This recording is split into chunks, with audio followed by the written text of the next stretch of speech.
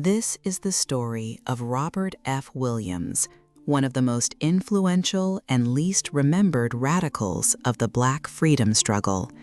From the small Piedmont town of Monroe, North Carolina, he built an armed, working-class NAACP chapter that refused to be terrorized.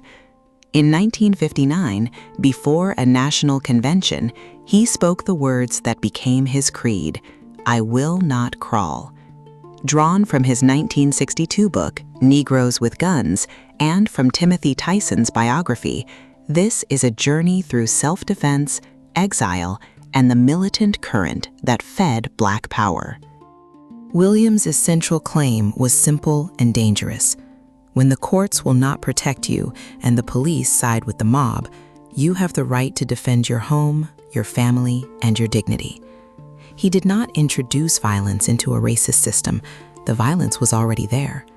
He called his philosophy armed self-reliance, and he insisted it could live alongside nonviolent protest as a flexible tactic, not a religion. Where law had broken down, he argued, meeting violence with violence was not lawlessness, but the oldest American principle of all, the one that began at Lexington and Concord. We begin with the man himself, born in Monroe in 1925, shaped by a railroad family, a crusading grandfather's printing press, and a grandmother who handed him an old rifle and a love of history. Robert Williams was born in 1925 in Monroe, a Piedmont town of 6,000. His father washed railroad boilers. His grandfather, Sykes Williams, born a slave, became a Republican activist and published a small newspaper, The People's Voice, denouncing the white supremacy campaign that stripped Black citizens of the vote. His grandmother, Ellen, also born enslaved, was his greatest friend and specialized in history. Before she died, she gave young Robert the rifle his grandfather had once wielded against white terrorists. That inheritance, a printing press and a gun, would define his entire life of struggle. During World War II, Williams worked at Ford in Detroit, joined a militant union, and battled white mobs in the 1943 race riot. Drafted into a segregated army, he resented the discrimination, but absorbed a crucial lesson. The military, he said, taught us to use arms. In 1946, he and 40 Black veterans leveled their rifles at a Klan motorcade to protect a friend's body, and the Klansmen simply drove away. He later used the GI Bill to study at 3 Black colleges, then re-enlisted in the Marines, clashed bitterly with racist officers, and was given an undesirable discharge in 1955. Back in Monroe, the local NAACP had dwindled to 6 members, ready to disband. They elected the newest member president, and then they all left. Williams rebuilt it from the beauty parlors, pool halls, and street corners into a cadre of roughly 200, heavy with Black veterans who didn't scare easily. Observers called it the only one of its kind, a well-armed, disciplined fighting unit of workers and displaced farmers. When the Klan attacked Dr. Albert Perry's home, the veterans answered from sandbag fortifications with disciplined gunfire, and Monroe promptly banned the Klan motorcades it had long allowed. 2 children, a schoolyard kiss, and a town's hysteria pushed Monroe onto the stage of world politics and pushed Robert Williams toward the words that would cost him the NAACP. In 1958, 2 Black boys, ages 8 and 10, played a kissing game with white children. One kissed a white girl, and the town went mad.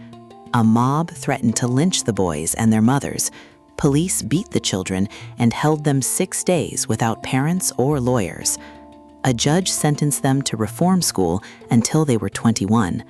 Williams saw a global metaphor for American racism, and with allies fired off press releases until the case blazed across front pages worldwide. Under enormous international pressure, the governor finally ordered the boys released. In 1959, 2 white men walked free after assaulting black women in Monroe, one acquitted in minutes while his victim wept in court. At that burning moment of anger and humiliation, Williams told reporters it was time to meet violence with violence. If the federal government would not stop lynching, then Negroes must defend themselves on the spot. The next morning, Roy Wilkins telephoned to remove him as NAACP president. The headlines branded him a symbol of a new militancy, and the national office moved swiftly to make him a cautionary example rather than a leader. At the NAACP's 50th anniversary convention, the suspension became a public show trial. 40 speakers, including King and Jackie Robinson, rose to denounce him. But when the burly ex-Marine reached the podium, he was neither intimidated nor penitent. "There is no 14th Amendment in this social jungle called Dixie," he declared.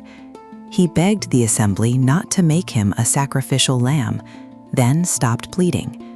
"We as men should stand up as men. I am a man and I will walk upright as a man should. I will not crawl." The convention upheld his suspension, but the words endured.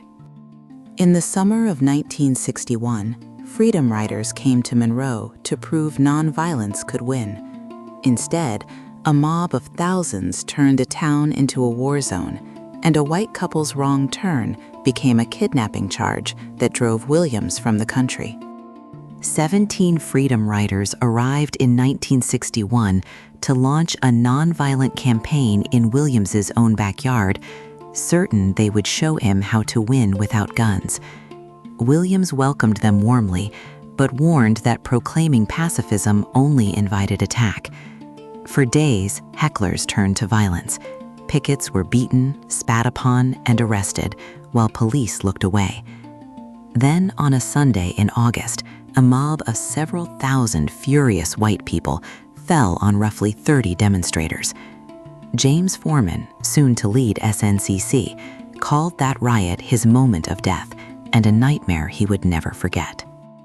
As the town erupted, a white couple drove into the enraged black community and were surrounded by a mob ready to kill them. Williams, busy setting up a defense line, pulled them into his home and sheltered them for 2 hours, saving their lives. They left unharmed, even passing police on the way home without reporting any abduction. Yet authorities charged Williams with kidnapping. The chief of police phoned to say that in 30 minutes he would be hanging in the courthouse square. With a machine gun over his shoulder, Williams took his wife and 2 small sons and fled into the night. The FBI dragnet never caught him. The family escaped through New York and Canada to Cuba, where every Friday night, Williams hosted Radio Free Dixie on Radio Havana, heard from Seattle to New York. From exile, he kept editing his newsletter, The Crusader, until its circulation reached 40,000. In 1962, he published Negroes with Guns from Cuba. He shared podiums with Castro, Ho Chi Minh, and Mao, growing uneasy as the Soviet line tightened around him. Wherever he went, he carried his message. The future belongs to today's oppressed.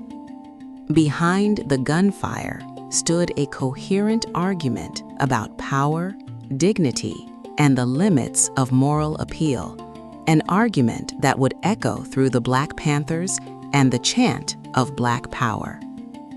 Williams never rejected nonviolence outright. He called it a powerful weapon and used it in Monroe's sit-ins, where not a single demonstrator was even spat upon. But he refused to make any one method a dogma. Nonviolence, he argued, depends on the conscience of the adversary, and rattlesnakes and white terrorists are immune to moral appeals. A man cannot have human dignity, he insisted, if he allows his wife and children to be attacked while he stands pious and self-righteous. The average Afro-American, he reminded his critics, was never a pacifist and would defend himself when pushed. In a widely reprinted exchange in Liberation magazine, Williams faced Martin Luther King Jr. Careful to endorse King's methods where they worked, Williams still pressed his point about armed self-reliance. King conceded the crucial ground. All societies accept self-defense as moral and legal, even involving weapons and bloodshed, a principle never condemned even by Gandhi. That was, of course, precisely Williams's view, which was King's problem. To set himself apart, King invented a caricature, a kind of Black Geronimo plotting war, and answered that instead. Even W.E.B. Du Bois questioned whether submission to evil had only prolonged Black suffering. Negroes with guns became the single most important influence on Huey Newton, who founded the Black Panther Party for Self-Defense in Oakland. The Crusader traveled the Mississippi backroads with SNCC organizers. Long before Stokely Carmichael chanted Black Power in 1966, most elements of that slogan were already in place in Williams's philosophy: Black pride, Black culture, independent political action, and the willingness to defend the community by force. Named president in exile of revolutionary nationalist groups, he became, the CIA admitted, possibly the outstanding figure in the Black militant movement. Williams bartered his knowledge of China for safe passage home, then spent his last years quietly in a Michigan fishing village, dying in 1996. A week later, Rosa Parks rose in a Monroe pulpit above his body, draped in a Pan-African flag, and praised his courage so that history would never forget him. Above the desk where he finished his memoir hung an ancient rifle, his grandmother's gift. His life reminds us that the freedom struggle held a current of militancy alongside nonviolence, and that those who deny the logic of the future, he warned, do not get to decide how it ends.